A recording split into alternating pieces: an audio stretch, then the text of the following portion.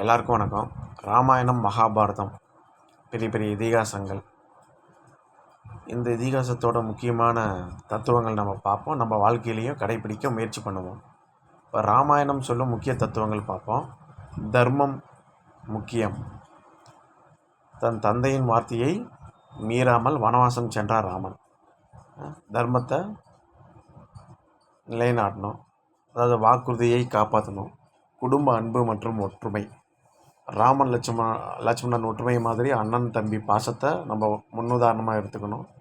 ராமன் சீதை கணவன் மனைவி பாசத்தை நம்ம முன்னுதாரணமாக எடுத்துக்கணும். பெற்றோருக்கு மரியாதை கொடுக்கணும். நல்ல நண்பர்கள் வாழ்க்கையை மாற்றுவார்கள். அகந்தை நம்ம வாழ்க்கைக்கு இருக்கவே கூடாது. அகந்தை இருந்தால் அழிவு நிச்சயம். பொறுமை மற்றும் மன வலிமை வேண்டும். ஆட்சி என்பது சேவை. ராமர் வனவாசம் முடிச்சுட்டு மறுபடியும் ஆட்சியை ஏறதை பற்றி இதெல்லாம் சொல்கிறாங்க. நம்ம அரசியலில் கலந்துக்கலனாலும் ஆட்சி அப்படிங்கிறத நம்ம வீட்டில் பண்ணுற ஆட்சின்னு நினச்சிப்போம். ஒரு நல்ல குடும்பத் தலைவராக இருக்கணும்.